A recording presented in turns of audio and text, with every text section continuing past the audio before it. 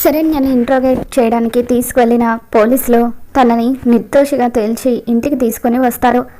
ఆనందతో తన భర్త ఏమైంది ఆనంద అని అడుగుతుంటే, ఏమండి శరణ్యని తీసుకువెళ్ళిన పోలీసులు తనని నిర్దోషిగా తేల్చి తిరిగి ఇంటికి తీసుకొని వచ్చారండి అని చెప్పి అంటూ ఉంటుంది.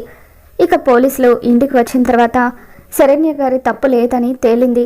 ఇప్పుడు విశాల్ గారితో ఇంటరాక్ట్ అయిన పేషెంట్ని కూడా మేము ఎంక్వైరీ చేయాలనుకుంటున్నామని చెప్పి ఇల్లంతా కూడా ఒకసారి సెర్చ్ చేస్తామని అంటూ ఉంటారు. ఇక దాంతో పోలీసులు ఇల్లంతా కూడా వెతుకుతూ ఉంటారు. పిచ్చిది పాపం ఏం మాట్లాడుతుందండి అని చెప్పి కాంచన పోలీసులతో అంటూ ఉంటుంది. విశాల్ రాసినట్టుగా తను రాసిన లెటర్ ఎక్కడ బయటపడుతుందోనని అనన్య టెన్షన్ పడిపోతూ ఉంటే, ఆ ఆకాశవాణి ఉత్తరాన్ని మనం బయట కూడా పడేసాం కదా, అది పోలీసులకు దొరికే ఛాన్సే లేదు అని చెప్పి కాంచన అంటూ ఉంటుంది. అప్పుడే పోలీసులకు ఇంట్లో ఆ లెటర్ దొరుకుతుంది.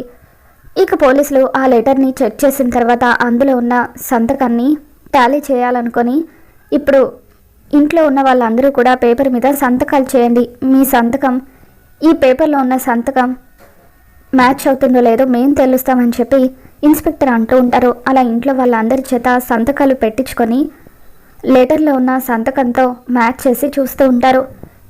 మరికొంతమంది పోలీసులు ఇల్లంతా కూడా వెతుకుతూ ఉండగా అనన్య గదిలో కబోర్డ్లో విశాల్ శవం దొరకడంతో కానిస్టేబుల్ భయపడి పరిగెత్తుకుంటూ కిందకు వచ్చి, సార్ ఇక్కడ ఒక శవం దొరికింది సార్ అని చెప్పి అరుస్తూ ఉంటుంది. ఇక దాంతో అనన్య కాంచనతో పాటు ఇంట్లో వాళ్ళందరూ కూడా షాక్ అవుతుంటారు.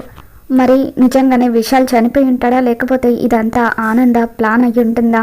అనన్యకు బుద్ధి చెప్పడానికి ఆనంద ఏం చేయబోతుందో మళ్ళీ మన ఛానల్లో తెలుసుకుందాం. ఈ వీడియో మీకు నచ్చినట్లయితే లైక్ చేయండి.